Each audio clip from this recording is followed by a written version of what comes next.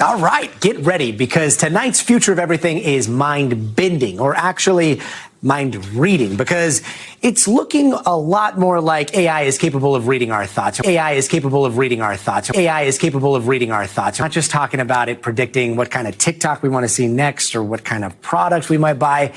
This next breakthrough is a lot deeper, all the way down to the very tissue of our brains, where researchers have used AI to translate brain scans into text. Now, for this study, scientists at UT Austin created a 3D view of a person's brain while they listened, watched, or imagined a story. And see, we've got it for you right there. That pink stuff, all that pink stuff means above average brain activity, and the blue spots have below average brain activity. And to us, we see that and we're like, okay, that part's activated, that part's not. But researchers say the AI was able to read the brainwaves and translate all of that you're seeing right there into English and turn it into what looks like inner dialogue. This is a real leap forward compared to what's been done before, which is typically on like single words or short sentences, where you can get something about the gist of a sentence or something about, you know, what a word is related to. But we're getting whole strings of text, pretty complicated ideas. Okay, so what does that actually look like? Check this out. Here are the volunteers, and the volunteers were asked to watch a movie clip without audio, and this is what the AI described. You're seeing it right there, actual stimulus, and they described, I see a girl that looks just like me get hit on her back, and then she is knocked off, end quote. The eyes saw it, the brain processed it, and the AI typed out what they were thinking. I'm still trying to figure out how that would even work. With us now is Nita Farahani. She is a futurist, an ethicist, a law professor at Duke University, the author of Battle for Your Brain, Defending the Right to Think Freely in the Age of Neurotechnology. Welcome, doctor. So researchers are saying that they hope that this could one day help victims of like a stroke. But how do you see this type of technology being used? I think it has tremendous promise in that it actually offers potentially people who have locked-in syndrome, suffering from ALS or other conditions, to be able to have their thoughts interpreted into speech, so be able to have their thoughts interpreted into speech, so be able to have their thoughts interpreted into speech such that they could communicate with the outside world. It also has a potential for everyday people to use it, and when that starts to happen, I start to worry about what it looks like for mental privacy and for freedom of thought of individuals. Now, just to be clear, like in this case, people are sticking electrodes in. I mean, there's a lot of monitoring that goes there's in, no right? electrodes. There's a lot of so one of the things, one of the things that's extraordinary about this is there are no electrodes. This is a big machine. It's a functional magnetic resonance imaging machine.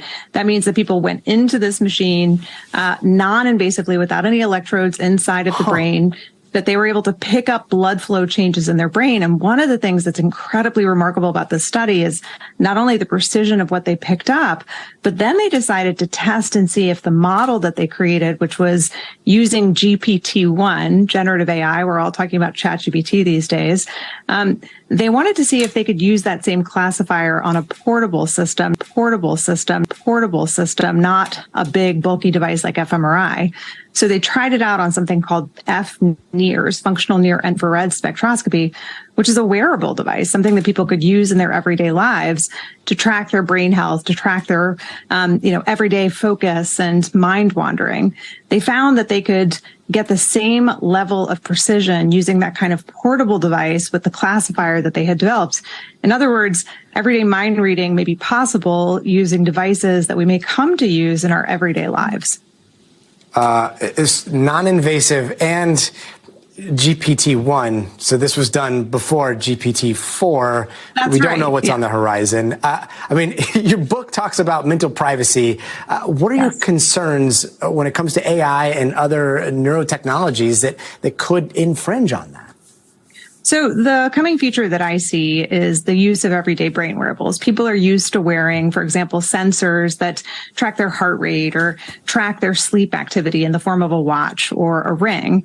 Now, companies like Meta and Snap are starting to buy and develop their own neurotechnology to put sensors that track brain activity into everyday devices like earbuds, or to put sensors that track brain activity into everyday devices like earbuds, or to put sensors that track brain activity into everyday devices like earbuds, or to put sensors that track brain activity into everyday devices like earbuds or headphones that people could use to take a conference call, but also track their brain activity, which can be promising for things like tracking brain health or tracking focus and attention.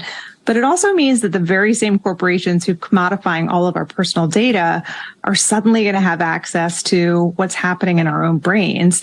And then I fear that our right to mental privacy, our right to freedom of thought could substantially be interfered with. We've already seen that kind of interference with things like Cambridge Analytica, when you can start to have much more precise access to what people are thinking and feeling, access to what people are thinking and feeling, access to what people are thinking and feeling, access to what people are thinking and feeling, access to what people are thinking and feeling, access to what people are thinking and feeling, access to what people are thinking and feeling, and then change what they're seeing in their social media or the kinds of algorithms that are feeding different information to them in the platforms that they interact with. I worry that there's a future that we're just not ready for. Yeah, Nita, I feel like we should be talking to you every single day. I hope you come back. Thank you so much for this conversation, and hopefully